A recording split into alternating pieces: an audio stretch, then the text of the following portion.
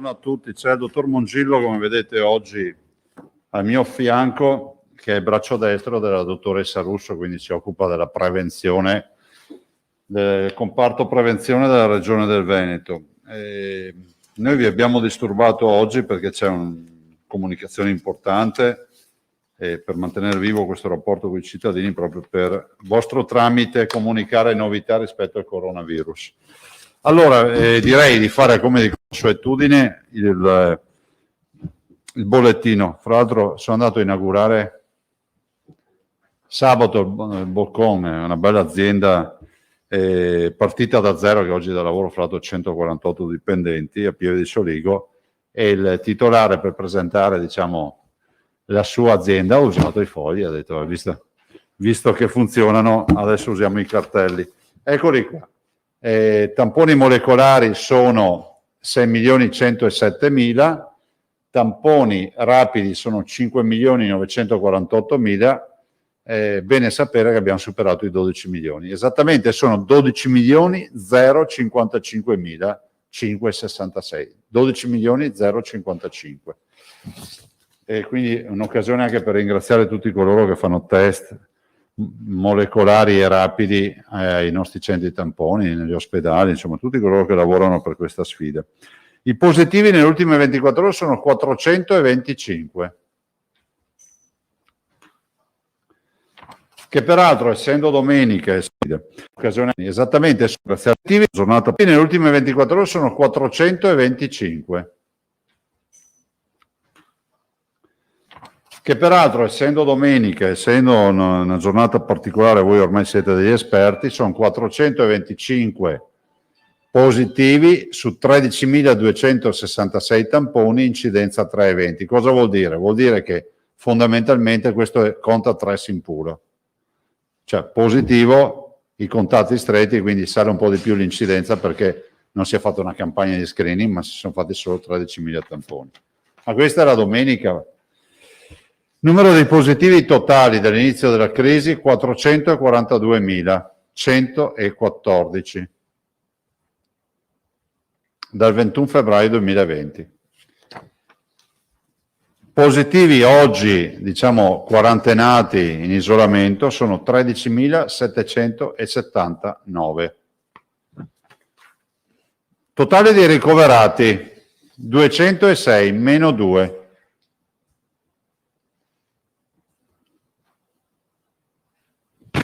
I 206 ricoverati sono così distribuiti: 24 in terapia intensiva, più 1, dove sostanzialmente la maggior parte, o meglio, la quasi totalità, non la maggior parte, tranne 2 se non ricordo male, sono tutti non vaccinati. 182 in area non critica, dove il 67-66%, ho visto gli ultimi dati, sono persone non vaccinate. Terapia intensiva non Covid, 353. Come sempre vi dico, questo è un grande indicatore dell'attività delle nostre donne e uomini della sanità, perché continua l'attività, diciamo, chirurgica, traumatologica e tutto quello oncologica, eccetera, utilizza terapie intensive. I morti, i decessi sono 11.649 più 2. I dimessi sono 22.557. Rispetto alle comunicazioni intensive, essi sono 22.557. Rispetto alle comunicazioni, 2 o 3 livelli di comunicazione. La prima, come vedete, questa ondata, ad oggi, a dispetto di quello che comunque sostenevano alcuni esperti addetti ai lavori, non ha replicato la storia inglese. Noi abbiamo oggi, non abbiamo un assalto all'ospedale, cioè nei ricoveri, abbiamo un contingente di positivi, diciamo, significativo quotidiano. Lo possiamo dire noi a ragion veduta, anche perché abbiamo raggiunto giornate con 50.000 tamponi, cioè vorrei dire che la storia del test di screening che abbiamo deciso di fare in Veneto ci dice oggi che quella è l'incidenza 1, 1,5, 2% dei tamponi fatti. Il virus c'è, però è pur vero che oggi possiamo dire, rispondiamo anche a quelli che dicevano che eravamo degli incoscienti, degli irresponsabili, qualcuno anche si è spinto oltre gli incapaci, che la proposta che abbiamo fatto di togliere l'RCT, di rivedere i parametri tipo l'incidenza eccetera, ci ha dato ragione. Cioè se oggi noi avessimo i vecchi parametri, quelli contro i quali ci siamo battuti, oggi noi saremmo quantomeno in zona arancione, avremmo i negozi chiusi, avremmo ristoranti chiusi o altro. L'aver modificato i parametri in sicurezza ha dimostrato che non abbiamo riempito gli ospedali, siamo al 2% di ospedalizzazione in questo momento. Considerate che i parametri sono 30% o 40%, cioè 30% terapia intensiva e 40% di occupazione in area non critica. Oggi siamo al 2% in terapia intensiva e 2% in area non critica. Questo ci ha permesso di accompagnare questa fase di convivenza con il virus, che non deve essere banalizzata, ma che anche non deve essere vista come si può dire, da estremisti, pensando sempre che qua muoiono tutti, che qua va a finire male. Insomma, penso che questo lo abbiamo capito e lo si vede quotidianamente dai dati. Non c'è nessuno che mi chiama, sta tranquillo. Ma guarda anche al telefono intanto che suona. Non è una notizia. Vabbè, tuo mestiere. Veramente io non avevo osservato niente. Ma strano perché era Draghi.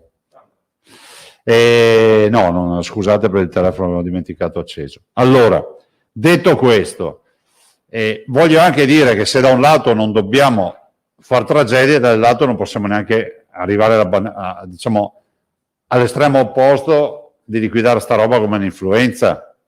Cioè vorrei riprendere, cioè io vedo molto spesso cittadini che ci dicono ma alla fin fine si cura a casa, e io dico che il 95% dei casi di chi ha il coronavirus si cura a casa, ma non è una novità, è in tutto il mondo così.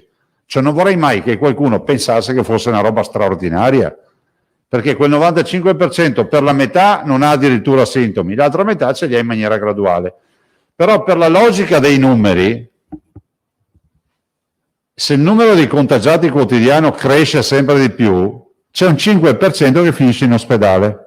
E se quel 5% supera i tassi di ospedalizzazione, manda in tilt gli ospedali. Possiamo essere d'accordo su sta roba o vogliamo anche sostenere che anche il 5% può curarsi a casa? Perché allora bisogna licenziare tutta la categoria dei medici, degli scienziati, tutti coloro che non solo in Italia, non solo in Veneto, in tutto il mondo si comportano così. Lo dico perché se non siamo d'accordo neanche sul fatto che il 5% comunque avrà necessità o di una malattia infettiva o di una pneumologia o peggio ancora di una subintensiva o straordinariamente di una terapia intensiva, allora se non siamo d'accordo su questo, meglio chiudere il libro e parlare di altro. Allora, non è che noi stiamo qui a parlare di coronavirus perché ci divertiamo. Il nostro problema è che se l'ospedalizzazione comincia a crescere di quel 5% e cominciano ad essere numeri grandi, si va alla paralisi. A me non sembra corretto che nessuno si preoccupi del fatto che quando cominci ad avere 2-3 mila persone in ospedale, Covid, significa non curare gli oncologici, non curare patologie cardiovascolari, fare interventi di elezione, tutto quello. Questo è il vero problema. Non posso accettare che passi la narrazione che tanto si cura tutto a casa, perché purtroppo non è così. Ma non lo dico da medico, io sono l'ultimo di quelli che dovrebbe parlare. Sto parlando di dati neanche veneti, neanche nazionali, ma internazionali. Detto questo, nel rispetto delle idee di tutti, però è veramente nel rispetto delle idee di tutti, ve lo dico io, rispetto anche chi la pensa in maniera diametralmente opposta. Poi alla mia, poi devo anche dire una roba, che io non porto un pensiero, lasciatemelo dire. Cioè io non porto una sfida, porto semplicemente l'applicazione di una legge che dice che se un cittadino vuole vaccinarsi ha diritto di vaccinarsi, se un cittadino vuole farsi un tampone ha diritto di farsi il tampone, se un cittadino vuole curarsi ha diritto di essere curato, punto. A me spiace che ci sia a volte un atteggiamento aggressivo che non ha nessun senso nei confronti di chi fa una scelta diversa dalla tua. Cioè, dovremmo pensare che questa è una sfida comune di tutti, no? E penso che questa sia la vera sfida sociale. Noi abbiamo il tema delle vaccinazioni. Vi dico che abbiamo, e ve lo dico onde evitare che poi ci siano sorprese, che agosto sarà un mese interessato da almeno 1 milione di vaccini disponibili. Sì, perché poi c'è un incremento del contingente di vaccini. Dopo io lascerò al dottor Mongillo, vi lascerò con lui, vi darà anche un po' di numeri sui vaccini. Quindi chi vuole prenotarsi, abbiamo avuto oltre 20.000 prenotazioni di quel famoso contingente dei 100.000, considerate che questo è un periodo difficile, se guardate il dato nazionale, dopo il dottor Mongillo ve lo dirà, è assolutamente non in linea, peggiore di quello veneto, su 200.000 vaccini sono, giusto, fatti ieri, noi ne abbiamo 22.000, quanti sono? 20.500. Siamo, diciamo, abbondantemente sopra il trend nazionale, ma non è un problema, è la settimana di Ferragosto. Però oggi, tecnicamente, se una persona volesse vaccinarsi e dice io oggi alle 3 voglio andare a vaccinarmi, oggi abbiamo le agende vaccinali aperte e così vale per domani e dopodomani. Quindi l'appello è che chi vuole vaccinarsi nella totale volontarietà, libertà, poi ognuno fa quello che vuole, si sappiano che ci sono i posti. Non attendete settembre, ottobre, perché poi finisce che ci sarà il caos. Detto questo, voglio ricordarvi che noi sostanzialmente abbiamo detto anche in riunione stamattina di restare aperti a Ferragosto. Dopodiché, giustamente, ci sono delle rules che ci dicono guarda, ho 20 iscritti a Ferragosto, se sarà così li chiameremo uno ad uno e li anticiperemo il giorno prima o il giorno dopo. Ma se abbiamo iscrizioni a sufficienza che giustifichino il tenere aperto il centro vaccinale, lo facciamo. Sostanzialmente inoculiamo Pfizer e Moderna. Lo dico anche agli over 60, ormai noi siamo andati, come si può dire, su binario morto con l'altro vaccino, tanto è vero che non ne riceviamo più, diciamo che non ne vogliamo più e continuiamo con Pfizer e Moderna. Adesso abbiamo la possibilità di averne, quindi non c'è neanche più in Veneto questa distinzione. Abbiamo, voi sapete, poi chiudo, noi avevamo fatto una scelta, vi ricordate quella famosa giornata in cui eravamo arrivati a terra con il numero di positivi, 45 in un giorno, in tutto il Veneto. Era più o meno 1 mese e mezzo fa, 2 mesi fa, una roba del genere. Abbiamo scelto che il target che a noi affidato, diciamo, da quella che era una sorta di circolare, di dire a zona bianca fate almeno 150 tamponi al giorno per ogni 100.000 abitanti, che per noi significherebbe più o meno 7.500 tamponi, la consideravamo, come si può dire, una cifra bassa per monitorare veramente seriamente la popolazione. E allora abbiamo deciso, con il piano di sanità pubblica, di dire che chiunque volesse farsi un vaccino gratuitamente, senza ricetta medica, con accesso diretto, si presenti ai centri vaccinali, ai Covid Point per farsi un tampone. Perché? Perché noi abbiamo necessità di avere massa critica. E abbiamo anche, ci è servito questa esperienza, perché quando tu hai giornate con 50.000 tamponi e vedi che hai 600 positivi, capisci che non c'è tutta sta crescita esponenziale dei positivi, capisci tante robe. Ovvio che adesso dobbiamo mettere mano a questo piano di sanità pubblica, dopo il dottor Mongillo ve lo spiegherà. Stamattina alle 11 si è riunita la Giunta in via straordinaria, ha deliberato un nuovo piano di sanità pubblica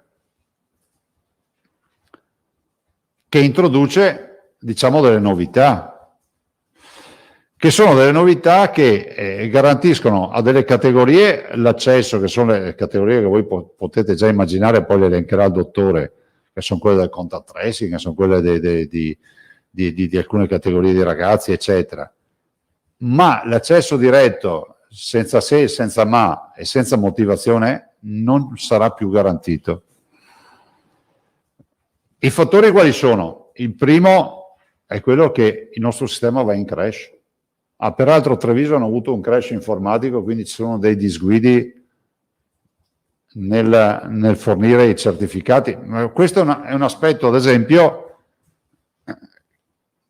che ci dice che avendo tanta pressione così, facevano circa 3.000 tamponi al giorno, e si sono ritrovati negli ultimi 2 giorni che hanno avuto un crash, quindi sono delle persone che dovevano viaggiare, non sono riusciti materialmente ad avere il certificato.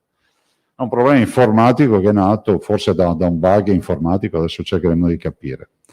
E mi spiace, ci hanno informato stamattina. Allora, da un lato il sistema va in crash, cioè quando tu arrivi a 50.000 tamponi vorrei ricordare che sei in situazioni nelle quali 5 ore di coda, al di là di tutti i fenomeni che sanno tutti di come si organizzano le robe, sono sempre 50.000 tamponi.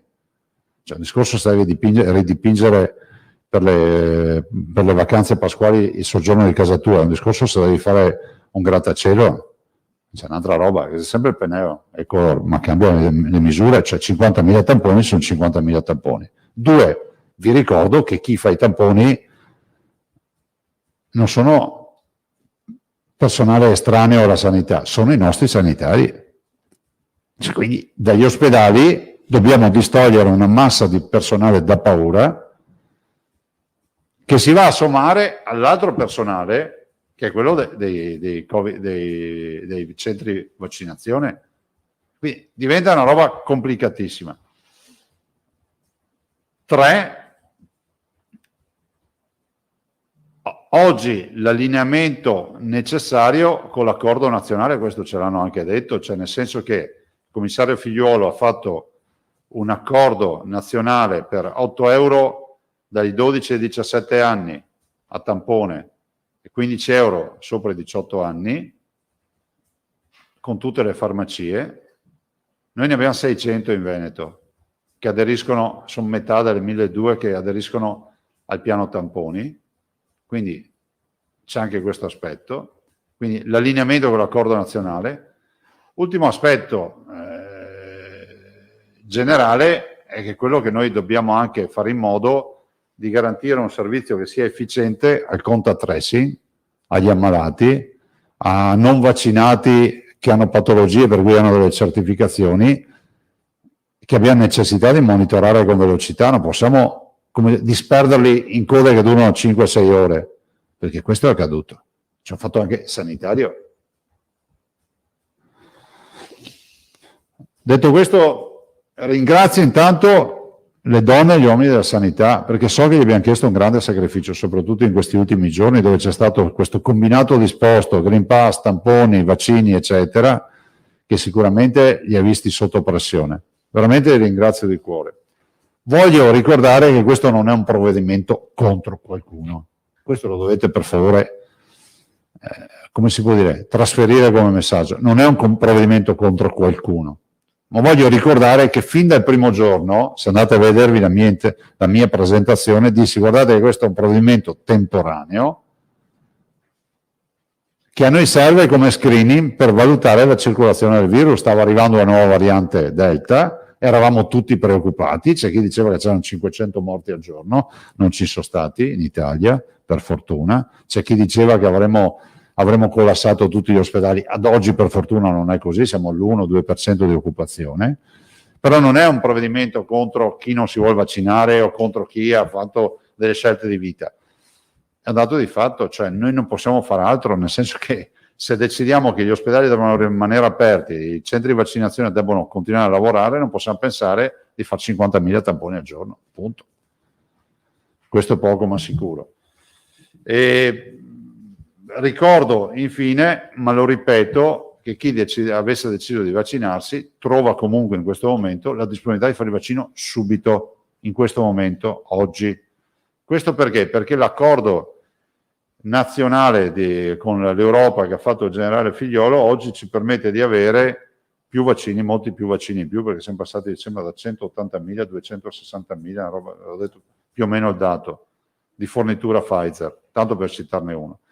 Quindi diciamo, stiamo andando verso una fase nella quale la disponibilità di vaccino c'è e affronteremo, io spero, anche meglio l'inverno. Vi dico anche che stiamo preparando un nuovo progetto di sanità pubblica per le scuole, con le scuole sentinella, ma ve lo presenteremo perché vuole essere anche innovativo e proprio per monitorare lo stato di circolazione del virus. Però se uno dovesse dire una roba, oggi Se gli ospedali hanno un coefficiente di occupazione del 2%, lo si deve, piaccia o non piaccia, ai cittadini che si sono vaccinati. Deve essere chiaro questo. Io non vi so dire se all'infinito il vaccino ci darà questi risultati. Vi dico che oggi, dati alla mano, la vaccinazione ci ha permesso di non andare a riempire nuovamente gli ospedali. Punto. Se avete domande poi vi lascio al dottor Mongillo. Federica Tosato, Giacomuzzo, Zambon, Moscati, avanti. Grazie. Ti lascio questo per dopo. Me l'ha fatto Fattori. Prego. Buongiorno Presidente. Prego. Quindi un chiarimento in attesa che poi il dottor Mongillo entri nei dettagli del piano. È confermato quindi la tariffa che è stata decisa a livello nazionale? Brava, mi sono dimenticato di dire. Avremmo anche almeno un punto, ma ne faremo anche di più, soprattutto nelle località turistiche dove gli albergatori ci dicono che hanno difficoltà a garantire, pensate, il rientro di 400.000, parlo del Veneto orientale, parlo delle nostre spiagge, 400.000 tedeschi che rientreranno in Germania, dove la Germania per i non vaccinati ha chiesto il tampone in ingresso. Quindi dovranno farsi il tampone qui almeno 200.000 dei 400.000, facciamo che siano il 50%. Ecco, in quelle località, oltre alle farmacie e altro, non si esclude che ci siano dei punti con il POS, quindi a pagamento per gli stranieri che hanno rientro. Gli stranieri hanno il tampone a 22 euro. 22 euro. I non assistiti del sistema sanitario regionale pagano 22 euro. Mentre la generalità dei cittadini, anziché andare al punto tampone come adesso, andrà in farmacia o alla Può clinica andare in privata. farmacia a meno che non abbia titolo per farsi fare il tampone. Grazie. Prego. Poi un secondo tema che invece sollevava in un'intervista al nostro giornale oggi il direttore generale Flor relativo ai sanitari non vaccinati, e cioè ora che i numeri sono calati, gli irriducibili cosiddetti sono circa 4.000 in Veneto perché non intendono o non possono. Spieghiamo che non sono medici. 500 medici, ci ha detto, il restante 3.500 tra infermieri e altri operatori non intendono o non possono immunizzarsi. Ebbene, la Regione, ci dice Flor, propone a ciascuno di questi un'alternativa alla sospensione del servizio dello stipendio, e cioè il trasferimento temporaneo in reparti Covid, dove anche un sanitario non vaccinato non è un pericolo per un paziente che ai lui è già positivo. Questa è la soluzione tecnica individuata da Flora e prospettata ora ai singoli. Volevo chiederle un commento anche di natura politica su questo. No, guarda, non compete a noi, nel senso che il datore di lavoro in questo caso non siamo noi, sono i direttori generali. Cercheranno di trovare delle soluzioni. Io sono ancora un inguaribile ottimista. Tu hai detto ci sono persone che non possono immunizzarsi. Allora intanto penso che tutti coloro che hanno delle giustificazioni debbano essere ascoltati. Il medico incinta in attesa di un bimbo ha una valida giustificazione per dire io non mi immunizzo finché non partorisco, ad esempio, la gravidanza, piuttosto che altre motivazioni. Dopodiché ci saranno anche coloro che stanno decidendo di non farsi il vaccino. Io spero che cambino idea, me lo dico più che altro, ma non perché propongo i vaccini, perché stiamo parlando di personale nostro, cioè nel senso che avranno tutte le disponibilità per farsi la vaccinazione, dopodiché le altre misure devono decidere i direttori. Se si tratta di dire che in un reparto Covid non creerebbero problemi, non so quali siano poi gli elementi di gestione sindacale di tutto questo. Immagino poi uno, se non vaccinato, ti dice ma io nel reparto Covid non ci vado, e allora è come gioco dell'oca. Le chiedevo se può essere una buona soluzione rispetto all'alternativa di perdere queste figure, seppur temporaneamente, dove sappiamo che ci sono delle mancanze di organico.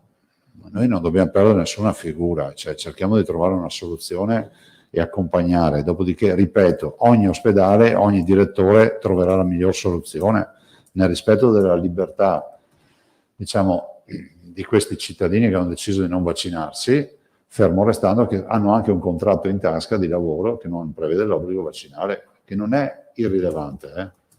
Cioè, la vera domanda che faccio io è questa: le nuove assunzioni hanno già una previsione di obbligo vaccinale o no? Questo è il vero tema in Italia, perché ho l'impressione che stiamo discutendo su tutta sta roba, ma le nuove assunzioni, a me risulta che si stiano assumendo nuovi assunti assolutamente con la modalità contrattuale di prima. Non so, verificatelo, ma non è perché io propongo sta roba, che sia chiaro, non sto proponendo questo, Ve lo chiedo perché in questo paese che ormai è diventato schizofrenico con le carte, ho l'impressione che ci si concentra, si guarda, invece di guardare la luna stiamo guardando il dito. Ultima domanda, Presidente, rispetto all'auspicio che ha fatto il commissario straordinario Figliuolo sui giovanissimi, cioè per incentivare la loro vaccinazione, ha chiesto alle regioni di garantire degli accessi preferenziali anche senza prenotazione. Esiste già da noi. Cioè nel senso che è nei fatti, perché la disponibilità è immediata? Da noi c'è disponibilità immediata, non c'è neanche più problema dell'accesso senza prenotazione. Uno, cioè, adesso tu apri, fra un quarto d'ora, 20 minuti ti vai a vaccinare, cioè in Veneto oggi in queste ore funziona così. Cioè, a garantire l'accesso diretto in queste ore vorrebbe dire solo magari incasinare qualche centro vaccinale. Cioè, uno si prenota in tempo reale e va a vaccinarsi. Meglio di così? Grazie. Tosato. Prego. Buongiorno Presidente. Lei ha toccato tantissimi punti, però perdoni, sarà un ritardo di comprendonio da parte mia, ma non ho compreso esattamente in cosa consiste la variazione del piano di sanità pubblica e che cosa cambia esattamente sul fronte tamponi. Sì, ma poi il dottor Mongillo vi dirà con esattezza. Dirà ad esempio che chi non ha una certificazione per accedere al tampone gratuito lo dovrà pagare. Quindi vuol dire che il contact tracing, cioè colui che è contatto stretto di un positivo, ce l'ha d'ufficio gratuito. Vuol dire che il vaccinato, il non vaccinato che non si è vaccinato ed ha una documentazione che lo esonera dalla vaccinazione, ha l'accesso gratuito. Altre situazioni no, cioè se la situazione è quella che ho letto che avete pubblicato voi, devo andare a mangiare la pizza, a fare la pizza e mi serve il Green Pass ma non sono vaccinato, allora faccio un tampone, non riusciamo, a noi spiace, a me piacerebbe, però se ci pensate, quante volte ci siamo sentiti dire che dobbiamo fare tamponi a tappeto, ma bisogna anche farli dopo, non solo dirlo, cioè è impossibile. È impossibile, c'è una macchina, è una macchina, è come se tutti i giorni pensassimo di fare l'analisi del sangue a tutti i cittadini per controllare i valori, è la stessa roba se ci pensate, anche proceduralmente, no? Prelevo qualcosa e lo devo analizzare. Le tariffe saranno quelle che lei ha citato Quelle prima? di Figliuolo. Quelle di Figliuolo. Sì, 8, 15 e 22. 8, 15 e 22. Dopo il dottor Mongillo vi dà anche dei documenti, Vabbè. con le categorie. Sulla questione Green Pass, Sì. segnalo, cioè, ci sono tante segnalazioni e tanti dubbi, ma insomma, i gestori dei locali sono tenuti ad avere personalmente il Green Pass? Baristi, ristoratori, perché alcuni di loro dicono di no. Abbiamo letto, forse il dottor Mongillo, il tema del personale se deve essere vaccinato o no. Mi sembra che c'è stata un'esenzione per il momento dettata dal fatto che loro lavorano con la mascherina, a differenza dell'avventore che non c'era la mascherina. Questo è quello che ho sentito io sulla storia dei ristoranti. Puoi dirlo? Sì, buongiorno a tutti. Al momento quello che risulta è che l'obbligo sia per gli avventori, gli utenti della ristorazione. Mi risulta che si attiva una discussione a livello nazionale sul comparto dei lavoratori, dei settori per cui è obbligatorio il Green Pass. Però allo stato attuale è solo per gli utilizzatori del servizio, gli avventori. Io vi dirò, allora, ho parlato con molti ristoratori, però li ho cercati per avere anche, ho fatto un giro di telefonate per capire come andava. Allora,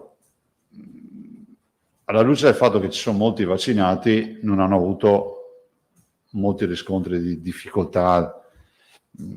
Tutti dicono che da un lato il cliente vaccinato chiede di essere tutelato, cioè quindi dice vabbè vorrei che tu controllassi, dall'altro dicono può capitare che in una compagnia ci sia il non vaccinato che perché magari per incuria non si è prenotato, perché non lo vuol fare eccetera, quello è l'elemento un po' più di difficoltà di gestione. Io penso che in questa fase non debba diventare una guerra di religione, cioè va gestita con buon senso sia da parte di noi che siamo avventori e da parte dei gestori e anche delle forze che controllano, le forze di polizia.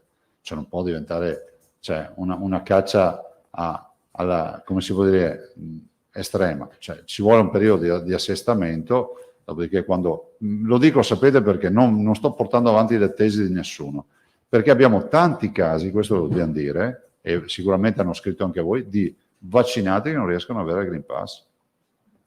Allora, se tu applichi una legge la devi applicare sapendo che tutti possano essere nelle condizioni di dimostrare la loro legalità, no?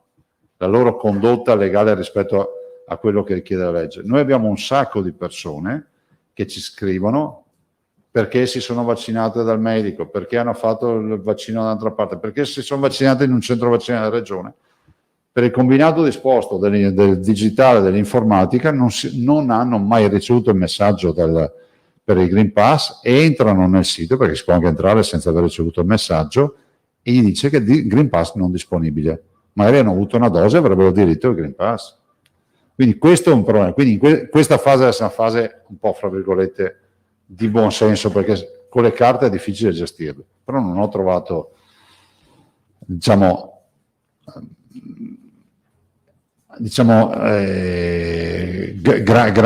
grandi ansie. Dall'altro devo dire che non possiamo scaricare sui gestori il controllo al punto tale che se uno non vuol darti la carta d'identità perché devi controllare, perché in teoria il Green Pass non è un documento di identificazione, uno dovrebbe anche verificare che sia l'identità esatta rispetto a quello che c'è scritto. Cioè, capite, i gestori sono lì per fare bistecche, pesce a griglia e altre robe, ma no a fare i poliziotti. Il legislatore questo lo deve mettere in conto. Le segnalerei un'ultima cosa, che è la domanda di una signora. Prego. La quale fa presente che una nota del Ministero della Salute prevede il ripristino delle visite agli ospiti delle case di riposo praticamente tutti i giorni della settimana per 45 minuti. E voleva sapere se il Veneto recepirà questa circolare, questo provvedimento, se nelle case di riposo si potrà tornare a far visita. Da noi abbiamo recepito tutto d'ufficio, al punto tale che dopo il dottor Mongillo vi dirà anche che una delle categorie che potrà fare il tampone gratis sono i visitatori delle case di riposo. Però vorrei ricordare ai tanti cittadini che scrivono, alcuni scrivono delle lettere struggenti, posso dirlo, ma ve lo dico, il dottor Mongillo sa quanti sacranon che tiro sulla chat, io spero che non esca mai quella chat, dei direttori della sanità, perché no, cioè, ci sono delle situazioni, anche l'altro ieri mi ha scritto una signora, scrive, la mamma che ha avuto un ictus, che non intende ed è nel pieno delle sue facoltà mentali, non riesce a muoversi, non riesce a esprimersi, non riesce neanche a suonare un campanello in caso di necessità e tu non garantisci l'accesso. Ecco, vorrei ricordare che le case di riposo non sono a gestione della Regione del Veneto e i cittadini so che ogni volta che mi vedono penso che risolvo tutti i problemi. Abbiamo dato tutti gli strumenti, voglio ricordarvi che siamo stati, non sto parlando male delle case di riposo, abbiamo persino detto che all'inizio, se ve lo ricordate, gli diamo anche i tamponi se vogliono farli direttamente, alcune le fanno i tamponi all'ingresso e via, altri devono andare in un centro tamponi. Dopodiché i gestori, per spezzare una lancia, ma non è una giustificazione, mi rendo anche conto, visto cosa è accaduto, visto cosa accade in giro per l'Italia, viste anche le difficoltà e il rischio poi di trovarsi in un tribunale, sono tutti in autodifesa ma estrema, cioè nel senso che ormai se entri in una casa di riposo, cioè, ti hanno fatto anche l'attacco alla risonanza magnetica. Però un appello che faccio anch'io è quello di allargare, però deve essere anche, come si può dire, un patto tra gentiluomini.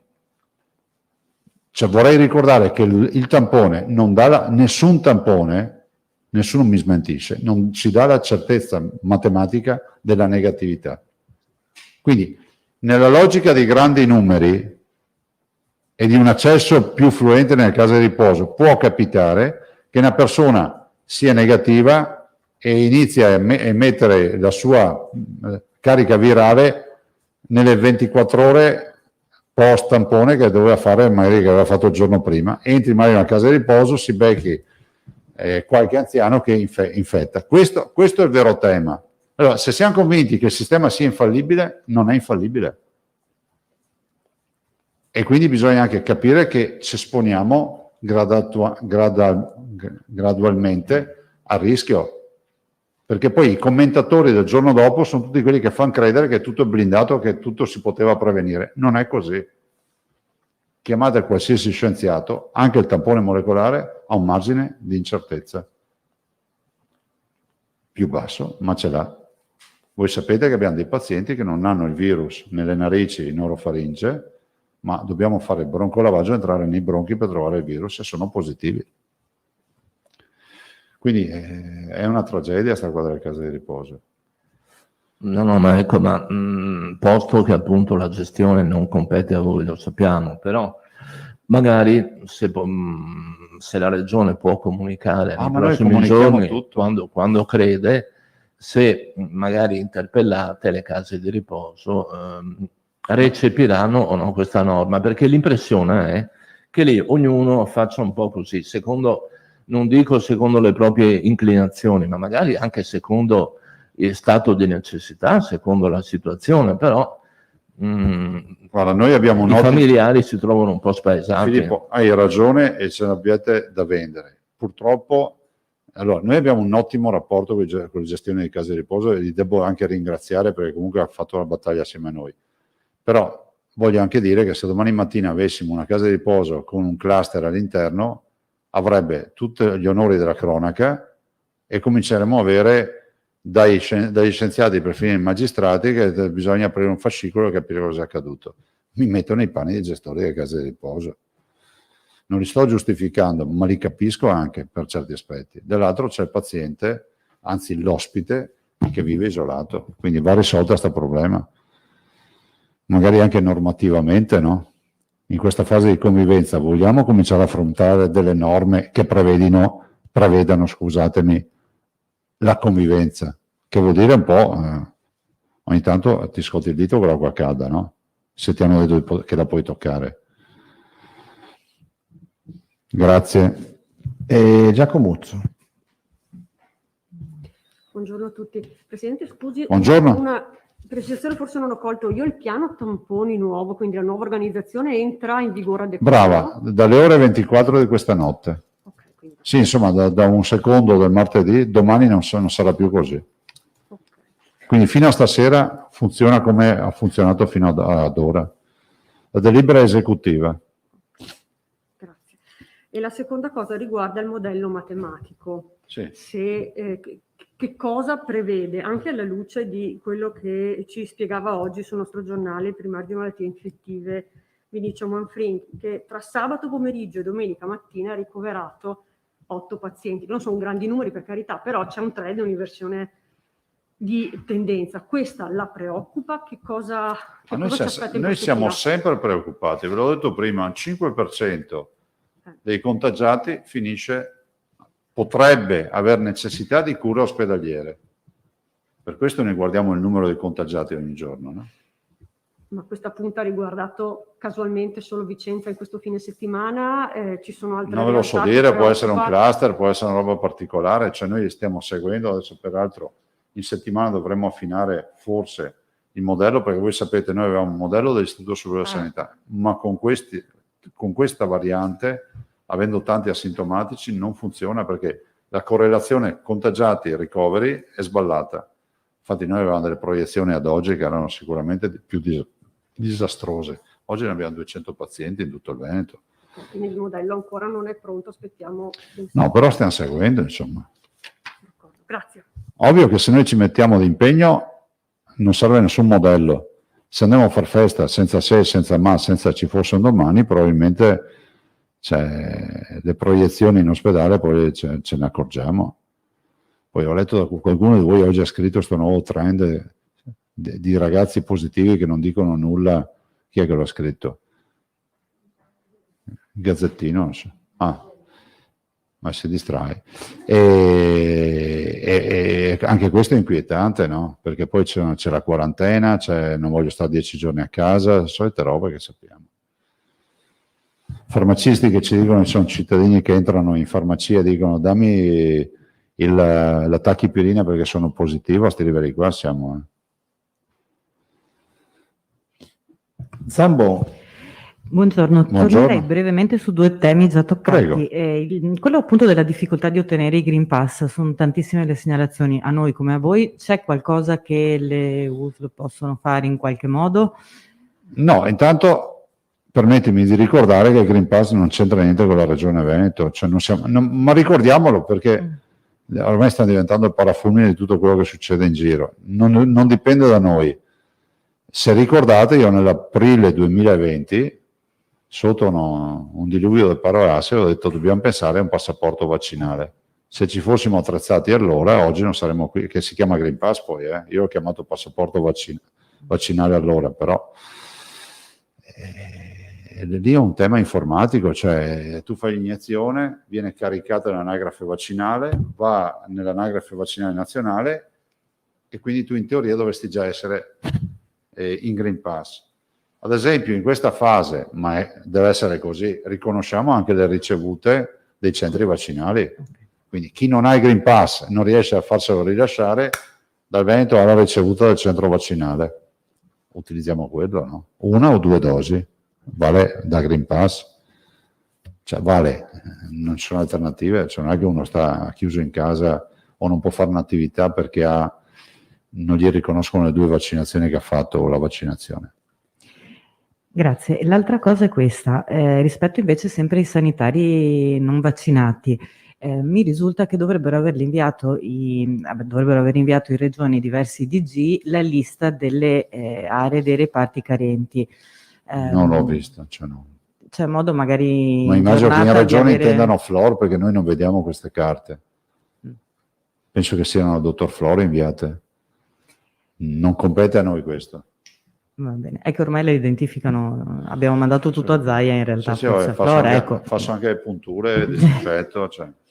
Vabbè, potremmo magari approfondire col dottor Flor Sì, più tardi. è un fatto tecnico, non... Grazie. Prego. E buona ultima, Moscati. Prigioni, niente? La regione si dichiara Sì, soddisfatta. buongiorno Presidente. Buongiorno. Prima ha detto siamo aperti a Ferragosto, che cosa significa tecnicamente? Che sarà possibile anche vaccinarsi? Anche I fare centri i vaccinali tamponi? sono aperti, se verranno chiusi perché non hanno... Vi faccio un esempio. Bassano, giorno di Ferragosto ad oggi ha 25 prenotazioni. Se non ce ne saranno di più non possiamo bloccarli del personale per 25, li anticiperemo un giorno prima, un giorno dopo, li chiameremo uno ad uno, ma così potrebbe accadere da altre parti. Se invece c'è vaccinazione noi siamo pronti per farne anche 50.000 il giorno di Ferragosto. Per 50.000 ci arriviamo senza problemi. Benissimo, grazie. E dopo ha detto prima che praticamente i vaccini ci sarà una maggiore fornitura nel mese di agosto, Sì. saranno Pfizer e Moderna e come aveva detto lei già prima AstraZeneca era andata in perdita. Non ce lo facciamo più consegnare, lo potete scrivere. Esattamente. Però alcuni mi domandano, ma il prezzo di Pfizer è aumentato? Come era stato? A noi non li fanno pagare. Ok, non sa lei per caso? No, non mi c'è ricordo questa- i vecchi prezzi, ma a grandi linee noi non paghiamo Non i c'è vaccini. ancora questa cosa. Benissimo, grazie. Sono dati dallo Stato. Quindi Sì, è ma era una curiosità che è una arrivava. profilassi nazionale. Grazie. Vi lascio il dottor Se Mongillo. non c'è altro, sì, andiamo Dottor Mongillo. col dottor Io lo volevo anche Mongillo. ringraziare perché l'abbiamo fatto lavorare in queste ultime ore. E l'unica roba, il piano di sanità pubblica non è che mi ha fatto la giunta straordinaria per fare un'asinata oggi, va sempre in giunta il piano di sanità, per cui onde evitare di farlo domani, dopo di applicarlo dopo mezz'ora, abbiamo detto facciamo un giorno prima in modo tale che tutti siano avvisati. Domani alle 12:30 tutte le US, tutti i direttori generali, se volete organizzarvi, faranno una conferenza stampa per presentare il piano dei tamponi, il piano vaccinale, e quindi vi daranno US per US anche i numeri delle vaccinazioni, dei vaccini disponibili, delle agende. Adesso lascio al dottore che vi dà anche i numeri dei vaccini. Grazie e buona giornata, ci vedremo in settimana. Grazie. Voi non fate ferie. Arrivederci. Buongiorno a tutti. Allora io mi ricollego all'ultimo messaggio del Presidente e do velocissimamente dei numeri aggiornati, sia sugli arrivi dei vaccini sia sull'andamento della campagna. Poco prima di entrare ho controllato i numeri, abbiamo superato oggi 5.800.000 somministrazioni di vaccino, Quindi il prossimo traguardo è quello dei 6 milioni, insomma, quindi immaginiamo nei prossimi giorni di superare i 6 milioni. Come percentuali di copertura abbiamo superato il 65% della popolazione totale coperta con almeno una dose. E se consideriamo invece solamente i vaccinabili, quindi quelli che hanno più di 12 anni, la copertura con almeno una dose è del 72%, quindi i numeri cominciano a essere importanti. Parliamo di copertura parziale, quindi prima almeno una dose. Se invece vogliamo considerare i cicli completi, quindi coloro che hanno completato il ciclo vaccinale previsto, le percentuali sono rispettivamente il 56,7% della popolazione generale e il 63%, poco più, della popolazione over 12, quindi quella vaccinabile. Gli ultimi numeri che do, perché lunedì scorso, quando sono venuto qui, si sapeva che sarebbe aumentata la fornitura di Pfizer per agosto, ma non sapevamo ancora i numeri atti. Adesso abbiamo i numeri esatti, quindi questa settimana, la settimana del 9 agosto, è confermato il dato precedente, circa 160.000 vaccini, parlo di Pfizer. Dalla settimana prossima e quella successiva la fornitura sale in maniera importante, perché arriviamo a quasi 270.000 la prima settimana e 285.000 la settimana ancora successiva. Quindi sono numeri in linea con la fornitura in aumento che riguarderà tutta l'Italia, ma sono numeri importanti che ci consentiranno anche di incrementare la capacità di vaccinazione. Anche Moderna, ma sono numeri che già conoscevamo, a fine agosto dai 45.000 attuali circa sale prima a 70 e poi a 90.000. Ho arrotondato, ma eventualmente poi possiamo fornire anche i numeri precisi. Invece, venendo all'oggetto della giornata di oggi, principale, entro un po' nei dettagli di quella che è la rimodulazione del piano di sanità pubblica per quanto riguarda l'offerta dell'effettuazione dei tamponi rapidi. Una rimodulazione che è un po' la risultante di varie considerazioni, sia l'andamento epidemiologico attuale, ma anche e soprattutto le novità, chiamiamole normative recenti, quindi decreto legge che ha introdotto l'obbligo del Green Pass, della certificazione verde Covid per una serie di attività, il decreto legge il 105 di fine luglio, poi c'è il recente decreto legge 111 che a partire dal 1° settembre estenderà l'obbligo del Green Pass anche per il personale scolastico, come sapete, e per il personale e gli studenti del mondo dell'università, quindi un quadro che cambia anche dal punto di vista normativo, e non ultimo l'approvazione, la sottoscrizione del protocollo di intesa nazionale tra Ministero della Salute, Commissario straordinario per l'emergenza e le associazioni rappresentative delle farmacie, che pochi giorni fa hanno fissato quelle che sono le modalità per offrire in forma agevolata un tampone a prezzi di favore, che sono quelli che ricordava prima il Presidente, quindi 8 euro per i soggetti tra i 12 e i 17 anni, 15 euro per i soggetti di maggiore età.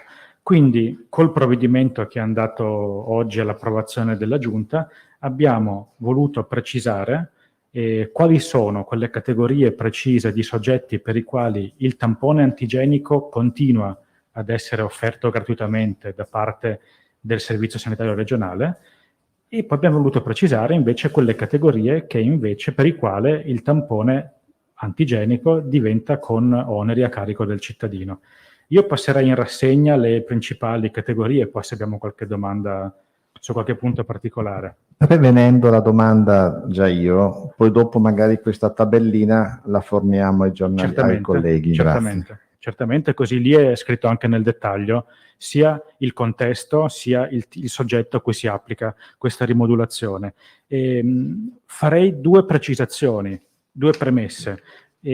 Abbiamo voluto precisare che sono comunque gratuiti, poi comunque c'è scritto, i test richiesti dai soggetti che al momento sono esclusi dalla campagna di vaccinazione per età, quindi sotto i 12 anni, oppure che sono in possesso di un esonero, un'esenzione dalla vaccinazione, purché certificata formalmente quindi dall'azienda ULSS territorialmente competente. Quindi, al di là di quello che sto per dire adesso, dei vari elenchi di chi ha il tampone gratuito e di chi ce l'ha a pagamento, questa è una premessa di ordine generale che vale per tutti, in modo che a chi non può vaccinarsi, perché così è previsto nelle norme nazionali, quindi per età o per condizione clinica, viene comunque mantenuta l'offerta del tampone gratuito. Quindi, brevemente, rimangono gratuiti tutti i tamponi che vengono fatti in caso di indicazioni cliniche, quindi la persona che presenta sintomi sospetti, quindi tutti quei tamponi che vengono fatti nell'ambito delle indagini epidemiologiche o del tracciamento dei contatti, quindi tutti quelli che hanno una motivazione clinica rimangono gratuiti, così come i pazienti che accedono al pronto soccorso, oppure in previsione di un ricovero programmato, secondo le procedure delle singole aziende.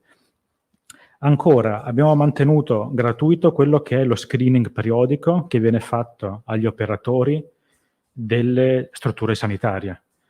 E vale anche il tampone gratuito per operatori e ospiti delle strutture sociosanitarie territoriali, e limitatamente a questi due contesti, quindi strutture sanitarie e strutture sociosanitarie territoriali, il tampone è gratuito anche per i visitatori, rispettivamente quindi dei soggetti ricoverati nelle strutture sanitarie e degli ospiti delle strutture sociosanitarie territoriali.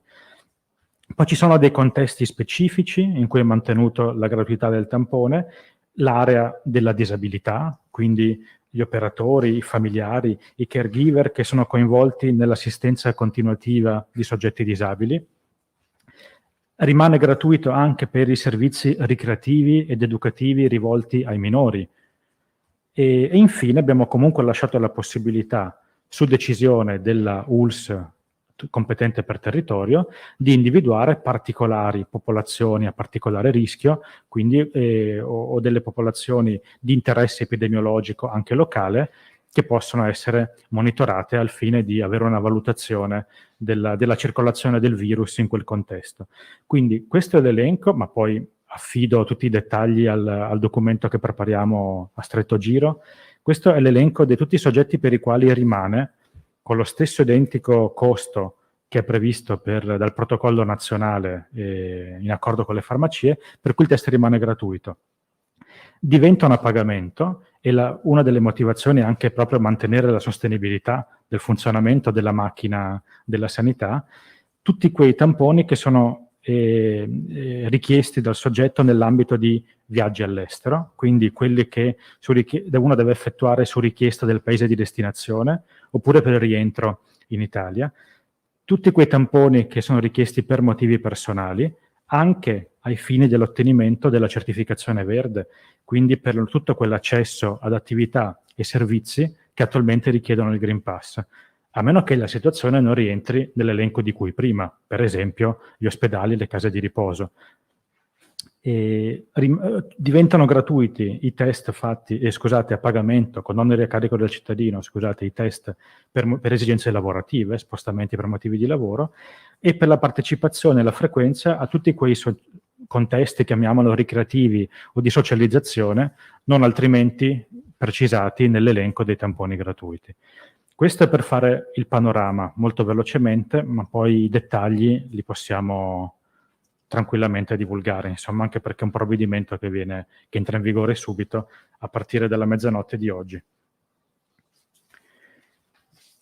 Io avrei finito di illustrare il provvedimento.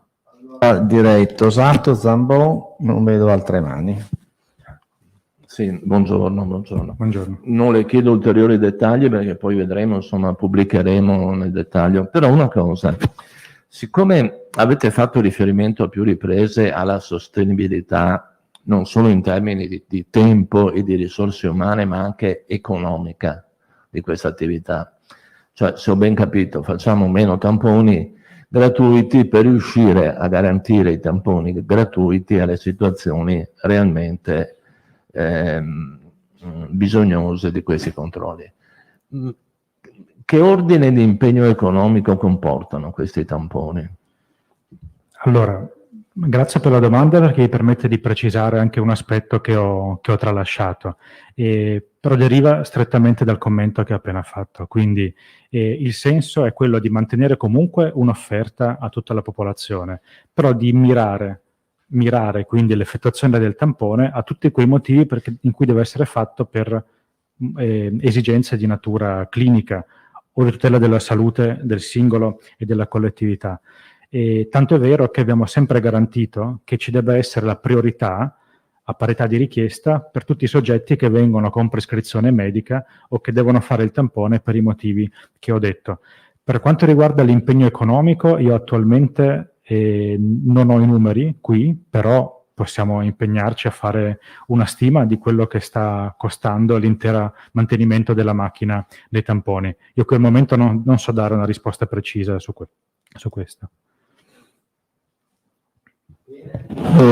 Zambon.